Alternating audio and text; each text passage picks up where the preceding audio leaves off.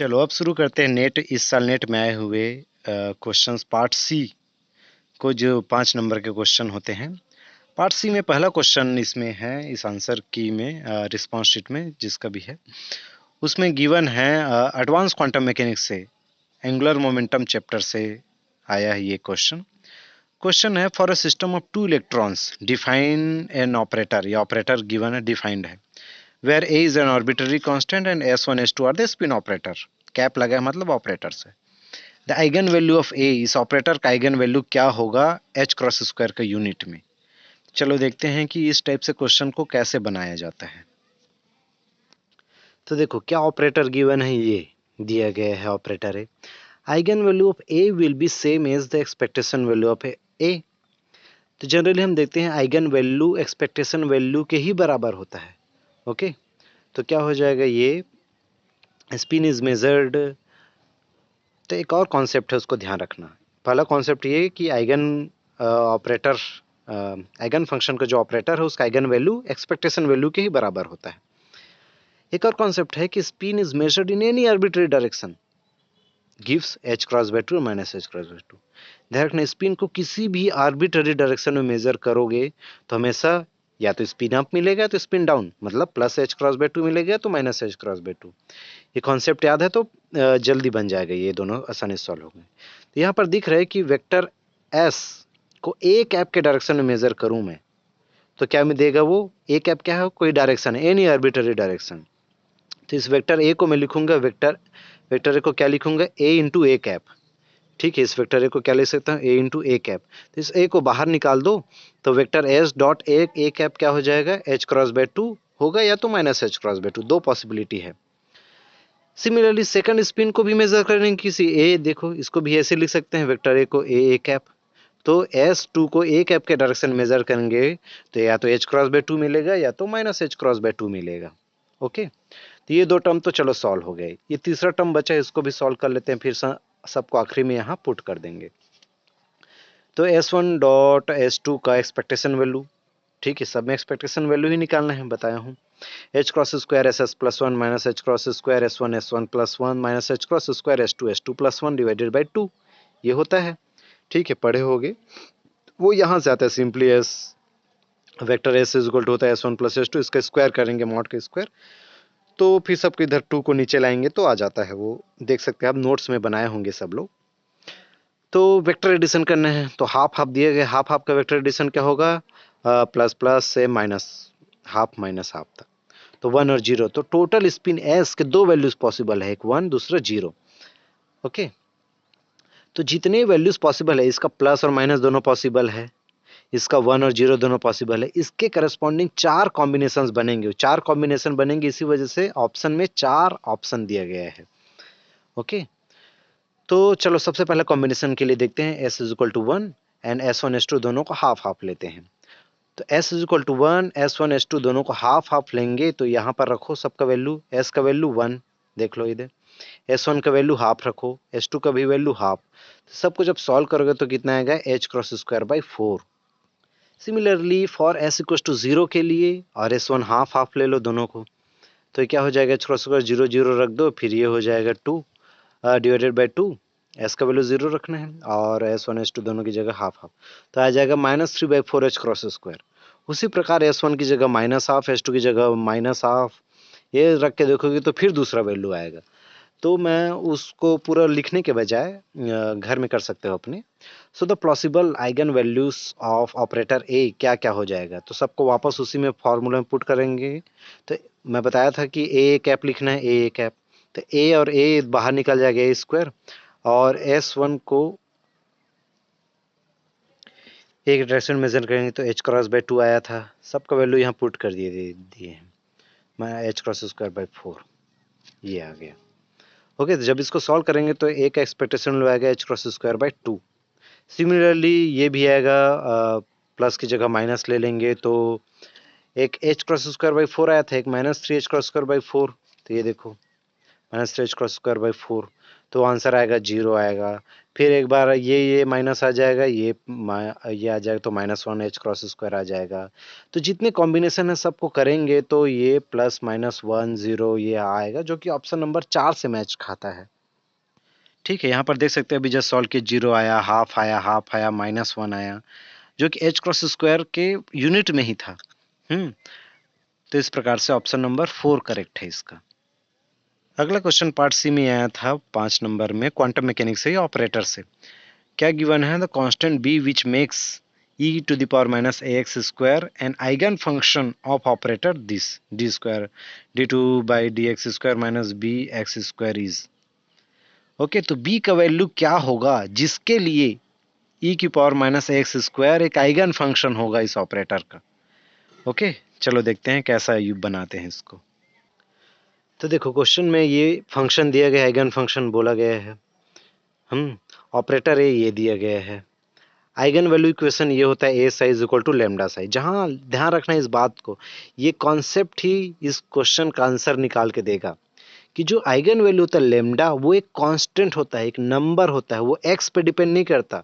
जो वेरिएबल है यहाँ पर उस पर डिपेंड नहीं करता है, ध्यान रखना। तो lambda is independent of x. आखिरी में यही कॉन्सेप्ट को यूज करते हुए हम लोग लेमडा बी का वैल्यू पता करेंगे कि बी का वैल्यू क्या होगा। तो चलो इस आइगन वैल्यू इक्वेशन का यूज करते हम लोग ऑपरेट कर देते हैं कि ए साई, ए को साई पे ऑपरेट करो तो ए का वैल्यू ये, साई का वैल्यू ही ये। तो e⁻−x² अंदर आ जाएगा इसके साथ, bx² इसके साथ। तो इसको इक्वेशन नंबर 1 देके रख देता हूं मैं, और d2x/dx² e⁻−ax² को डिफ्रेंशिएट करेंगे 2 टाइम्स। तो ये फर्स्ट फंक्शन एक बार डिफ्रेंशिएट करेंगे तो ये आएगा x e⁻−x²। फिर फर्स्ट फंक्शन सेकंड का डिफ्रेंशिएशन करके करेंगे तो ये आ जाएगा। तो 2 बार डिफ्रेंशिएट किए तो इतना आया। ओके, अब इस जो आया है इसको डिफ्रेंशिएशन के वैल्यू के यहाँ पुट कर देंगे क्वेश्चन नंबर 1 में। तो पुट कर दो तो क्या आ जाएगा, इसकी जगह रखो इसको -2x² e−a² प्लस 4a²x², ये।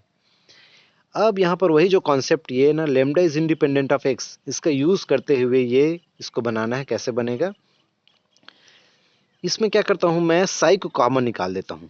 मतलब e⁻−ax² को कॉमन निकाल दोगे तो क्या बचा, यहाँ -2a बचा, यहाँ +4a²x² बचा, यहाँ -bx² बचा। तो अभी जस्ट देखे थे हम लोग आइगन वैल्यू इक्वेशन कैसे लिखते हैं, A psi is equal to lambda psi. तो लेमडा की जगह क्या आ रहा है, पूरा ये। और अभी वो कॉन्सेप्ट याद करो कि लेमडा इंडिपेंडेंट ऑफ एक्स होना चाहिए था। मतलब कोई भी एक्स वाला टर्म नहीं होना चाहिए। एक्स वाला टर्म कौन है, ये 2 टर्म है, ये दोनों टर्म कट जाना चाहिए एक दूसरे से। ये दोनों टर्म कब कटेगा, जब b का वैल्यू 4a² हो, तो ये वाला दोनों टर्म सेम हो जाएगा और कट जाएगा। तो -2a जो कि एक नंबर है, कांस्टेंट है, जो कि आइगन वैल्यू को रिप्रेजेंट करेगा।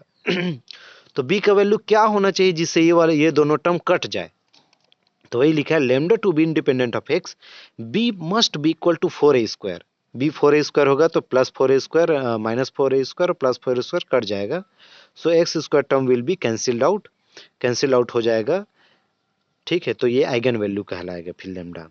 इस प्रकार से b का क्या वैल्यू होना चाहिए, 4a² होना चाहिए, जो कि ऑप्शन नंबर 1 में है।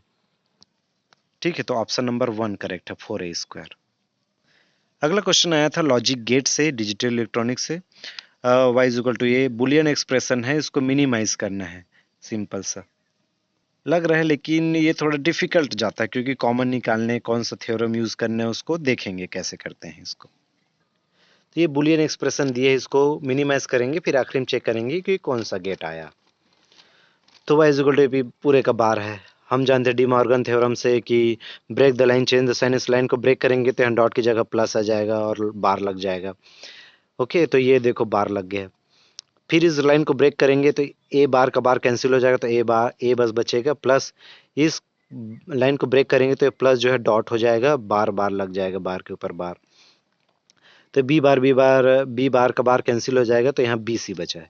ये टर्म एज इट इज है, देख लो। ओके, तो यहाँ पर क्या आया, ए प्लस बी सी, और इधर क्या बचा है, ए प्लस बी है बचा है भी। इसे को अंदर मल्टीप्लाई करो तो ए इंटू ए आ गया, A into B C, A B C. इस बी को अंदर मल्टीप्लाई करो, बी ए, मतलब डिस्ट्रीब्यूट कर दो बोलते हैं, बी वी सी हो जाएगा, प्लस ये। अब ये क्या हो जाएगा, ए इंटू ए होता है बुलियन एक्सप्रेशन में, A B C as it is रहने दो, बी इंटू बी बी होता है, तो बी सी हो जाएगा। तो ये वाला टर्म, लास्ट वाला टर्म एज इट इज़ अभी बचा के रखो उसको। इन तीनों टर्म से मैं यदि ए को कॉमन निकाल दूँ तो क्या बचेगा, वो 1 plus B C plus B C plus ये है ही 1 प्लस एनीथिंग। ठीक है, बुलियन एक्सप्रेशन में हम जानते हैं, बुलियन अलजेब्रा में, कि 1 प्लस एनीथिंग 1 होता है। तो ये वाला टर्म पूरा 1 हो गया। तो यहाँ क्या बचा, केवल ए बचा, ये बी सी यहाँ का आ गया, ये ए बार अंदर मल्टीप्लाई कर दो, ए बार बी ए बार सी। अब क्या करो कि ये ए और ए बार बी को एक साथ लिख दो, ये लिख दिया मैं। फिर बी सी और ए सी को एक साथ लिख दो, ए बार सी को लिख दिए। अब इस ए के प्लस को डिस्ट्रीब्यूट करो इस डॉट में, तो कैसे लिखेंगे, ए प्लस ए बार और ए प्लस बी। ठीक है, अब दोनों के बीच डॉट था तो डॉट आ गया, ये टर्म एज इट इज है। ए प्लस ए बार कितना होता है, 1 होता है बुलियन अलजेब्रा में, तो ए आ गया, ए प्लस बी। ठीक है, ए प्लस ए बार 1 होता है, सॉरी, हाँ, ए प्लस ए बार 1 होता है, और ए प्लस बी बचा है तो ए प्लस बी आ गया, बी सी बचा है बी सी, ए बार सी बचा है ए बार सी। अब क्या करना कि ए प्लस ए बार सी को एक साथ लिख लो, ये ए और ए बार सी को एक साथ लिख लो, बी और बी सी को एक साथ लिख लो। इसमें फिर से ए के प्लस को डिस्ट्रीब्यूट करो इस डॉट में। ओके, तो क्या हो जाएगा, A plus A bar dot A plus C हो जाएगा, प्लस बी को कॉमन निकालो है तो 1 प्लस सी बचेगा यहाँ। ठीक है, 1 प्लस सी बचेगा। तो ए प्लस ए बार 1 होता है, यहाँ क्या बचा, ए प्लस सी बचा। अब बी 1 प्लस एनीथिंग 1 ही होता है, तो यहाँ 1 आ गया, तो बी का बी बचा है। ए प्लस सी प्लस बी, ए प्लस सी प्लस बी कैसे आएगा ये आउटपुट, यदि मैं तीन इनपुट वाला और गेट में अप्लाई करूं ए बी सी को, तो आउटपुट देगा ये ए प्लस बी प्लस सी। ठीक है, तो इस प्रकार से और गेट केवल ऑप्शन नंबर 1 में है, तो option number 1 is the correct answer. Okay, यहाँ भी देख सकते हो option number 1 is the correct answer. अगला क्वेश्चन कॉम्प्लेक्स एनालिसिस से आया है 5 नंबर में, पार्ट सी में। क्वेश्चन है द कॉम्प्लेक्स इंटीग्रल जेड की power 4 exponential 1/2 Z where C is the unit circle centred around the origin traversed counter clockwise equals to. Okay, चलो देखते हैं ये किस टाइप से बनेगा ये क्वेश्चन। ये क्वेश्चन लॉरेंस सीरीज एक्सपांशन से बनेगा। देखो, गिवन कॉम्प्लेक्स इंटीग्रेशन है ये, और ये सर्कल दिया यूनिट रेडियस का, r इज इक्वल टू 1 ले लिया, और ओरिजिन पे उसका सेंटर है बोल दिए हैं, सी यूनिट सर्कल है। चलो e की पावर 1/2 जेड का लॉरेंस सीरीज एक्सपांशन करते हैं, तो जेड की पावर 4 एज इट इज रहेगा, और e की पावर 1/2 जेड का एक्सपांशन करेंगे तो 1/e की पावर x का एक्सपांशन क्या होता है, 1 plus x square by factorial 2 plus x cube by factorial 3 plus x की power 4 by factorial 4 plus x की power 5 by factorial 5 plus dash dash dash x की जगह क्या है 1/2 जेड है। देखो सब में 1/2 जेड रख दिए, तो सबकी पावर यहाँ तक 5 तक क्यों एक्सपांशन किया भी समझ आएगा अगले लाइन में। जेड की पावर 4 को अंदर मल्टीप्लाई करो तो क्या हो जाएगा, जेड की पावर 4, यहाँ जेड की पावर 4 बाई जेड, तो एक जेड से एक जेड कैंसिल, तो जेड क्यूब बचा डिवाइडेड बाई 2। यहाँ पर जेड की पावर 4 आएगा और जेड स्क्वायर है तो कट जाएगा, तो ऊपर में क्या बचेगा, जेड स्क्वायर बचेगा, डिवाइडेड बाई 8 2 फैक्टोरियल, और 2 की पावर 2 मतलब 4 दुनिया 8 मतलब 8 प्लस जेड की पावर 4 यहाँ गया तो जेड बचेगा, नीचे जेड क्यूब है तो एक जेड क्यूब से जेड क्यूब कैंसिल, एक जेड बचेगा ऊपर में, और नीचे इसको मल्टीप्लाई करोगे तो 48 आएगा। उसी प्रकार जेड की पावर 4 से 4 कैंसिल हो जाएगा, तो ये 384 आएगा, इसमें कोई जेड टर्म नहीं है। यहाँ पर आएगा 1/जेड टर्म्स, और नीचे फैक्टोरियल को सॉल्व करेंगे तो 3840 आएगा।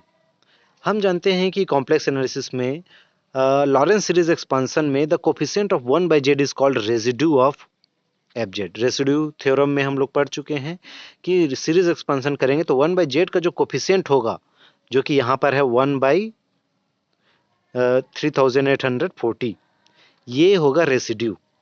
ठीक है, तो now by Cauchy integral theorem से हम जानते हैं कि इंटीग्रेशन का वैल्यू होता है 2πa into summation of residue. तो 2πa into summation of residue कितना है, 1/3840 है।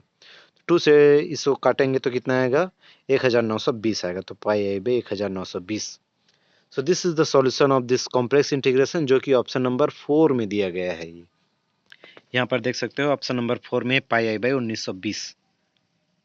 अगला क्वेश्चन है स्टैटिस्टिकल मैकेनिक्स से, जिसमें कहा गया है कि consider a free fermion gas in hyper cubic infinite potential well in hypothetical 4 dimensional space. ठीक है, दुनिया भर का एज्यूम करने बोला है, हाइपोथेटिकल दिया गया है। What will be the expression for ground state energy per particle in terms of Fermi energy EF? Ignore spin degeneracy of the fermions. Okay तो क्या पता करना है ग्राउंड स्टेट एनर्जी पर particle in terms of Fermi energy. Ground state energy कितना होगा Fermi energy के terms में। चलो देखते हैं इसको, ये सिंपल से ट्रिक से बनता है ये। देखो क्या किया है, फर्मी गैस जिसका काइनेटिक एनर्जी हम ये लिख सकते हैं p²/2m। हमारे ट्रिक में जो काम आएगा वो आगे देखेंगे। तो डायमेंशन 4 डायमेंशन दिया गया है 4। Relation between average energy and Fermi energy. Actually trick कोई ऐसा जादू नहीं होता है, किसी भी कॉन्सेप्ट को इजी मिनिमाइज करके जो लाया हुआ फार्मूला रहता है उसे ट्रिक कहते हैं। तो हम जानते हैं कि एवरेज एनर्जी होता है d/d+s, d डायमेंशन है, s क्या होता है मोमेंटम के पावर को s बोलते हैं, तो यहाँ मोमेंटम का पावर 2 है इसलिए s इज इक्वल टू 2।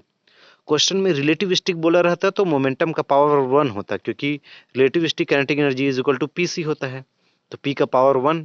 यहाँ पर नॉन रिलेटिविस्टिक दिया गया नहीं है इसलिए p²/2m ही लिए क्लासिकल एनर्जी। डायमेंशन कितना दिया 4, तो d की जगह 4 रख दो, s का वैल्यू 2, तो इसको सॉल्व करेंगे 2/3 EF। देखो 5 नंबर में आया क्वेश्चन, 4 लाइन में बन जाता है यदि ट्रिक पता हो तो। ओके तो ऑप्शन नंबर 2 करेक्ट है इसका। Option number 2 2/3 EF is the correct answer. अगला क्वेश्चन एटॉमिक फिजिक्स से आया है, स्पेक्ट्रोस्कोपिक टर्म से। क्या बोला गया है, consider the bromine ion Br+ in its ground state. The atomic number of bromium is 35. The fine structure term symbol 2s+1 Lj जो कि होता ही है under LS coupling scheme for the lowest energy state in this ion would be। Ground state energy का spectroscopic term बताना है, किसका, ब्रोमियम ion का, bromide का नहीं, 35 का नहीं। तो गिवन एटॉमिक क्या दिया गया, देखो एटॉमिक नंबर ऑफ ब्रोमाइन नहीं, ये ब्रोमियम है। ब्रोमियम कितना दिया, 35 दिया गया है, ये ब्रोमियम है ना 35 दिया है। तो ब्रोमाइन का कितना हो गया, ब्रोमियम आयन का Br+ will be 34 electron. ब्रोमियम atom के पास 35 इलेक्ट्रॉन है, तो एक इलेक्ट्रॉन वो दे देगा किसी दूसरे एटम को, तो आयन बन जाएगा Br+। तो 35 में एक कम करो, 34 इलेक्ट्रॉन बचेंगे। अब इस 34 इलेक्ट्रॉन के लिए इलेक्ट्रॉनिक कॉन्फ़िगरेशन लिखेंगे Br+ आयन का, तो होगा 1s2 2s2 2p6 3s2 3p6 3d10 और 4s2 4p4। तो देखो लास्ट इलेक्ट्रॉन किस में जा रहा है, 4p4 में, ऑर्बिटल में। तो लास्ट इलेक्ट्रॉन फिल्स इन 4p4 स्टेट्स, तो उसके में भर के दिखाएंगे, देखेंगे कितना आ रहा है। तो 4 इलेक्ट्रॉन हैं, p स्टेट में 3 ऑर्बिटल होते हैं, px py pz। ml का वैल्यू होता है -1, इसके लिए इस ऑर्बिटल के लिए 0 होता है, इस ऑर्बिटल के लिए 1 होता है। तो चलो देखो, और ms का वैल्यू स्पिन को बताते हैं, स्पिन मैग्नेटिक क्वांटम नंबर, जो कि होगा ये 4 इलेक्ट्रॉन है तो 4 स्पिन मैग्नेटिक क्वांटम नंबर, और ये ऑर्बिटल मैग्नेटिक क्वांटम नंबर भी 4 ही होंगे। तो -1, यहाँ भी एक और -1 आएगा, 0 1। तो टोटल इसका समेशन क्या हो जाएगा, वो L को रिप्रेजेंट करेगा, orbital angular momentum quantum number को, जो कि हो जाएगा माइनस, यहाँ 2 इलेक्ट्रॉन है ना -1 में, तो -2 + 0 + 1, तो कितना आ जाएगा, इसको सॉल्व करेंगे तो 1 आएगा, L = 1 आया। S टोटल स्पिन क्या हो जाएगा, समेशन ऑफ ms, तो सबको जोड़ो कितना आ जाएगा, हाफ -हाफ + हाफ + हाफ। ये डाउन स्पिन मतलब -हाफ, तो ये इस हाफ से हाफ कैंसिल, तो हाफ कितना आ गया, 1 आ गया।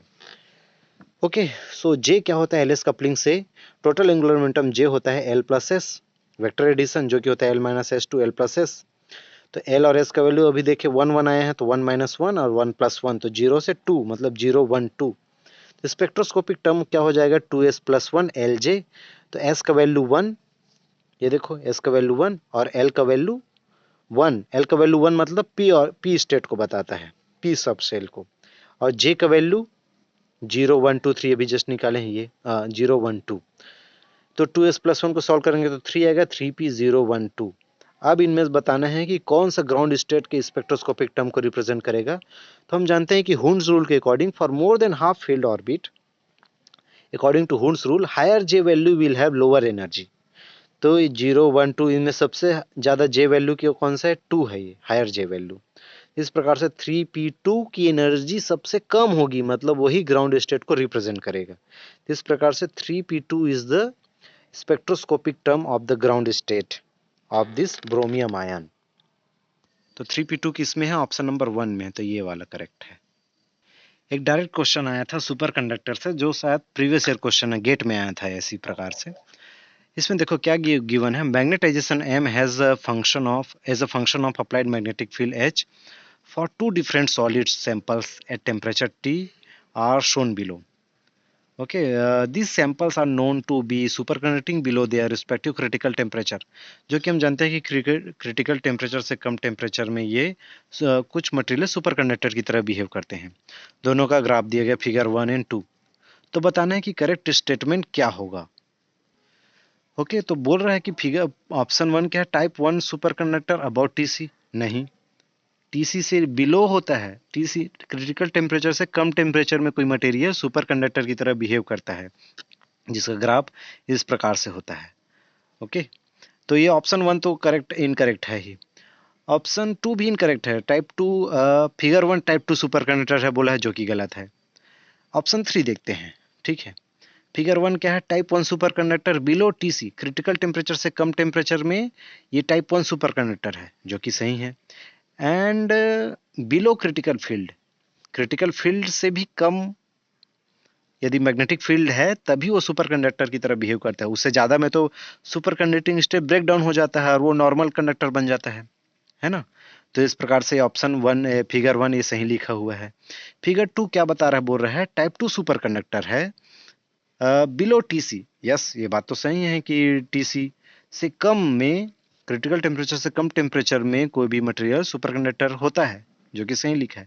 But up to upper critical field, तो टाइप 2 सुपर कंडक्टर में 2 क्रिटिकल फील्ड होता है, सबको पता होगा, HC1 और HC2। तो HC1 यहाँ पर होता है पीक के पास और HC2 यहाँ पर होता है। ओके, तो वही लिखा हुआ है। तो टाइप 2 सुपर कंडक्टर का ग्राफ है ये up to upper critical field. Upper critical field यहाँ तक तो हाँ सच में टाइप 2 सुपर कंडक्टर है नहीं। सबको पता होगा कि ये मिक्स्ड स्टेट रहता है HC1 और HC2 के बीच।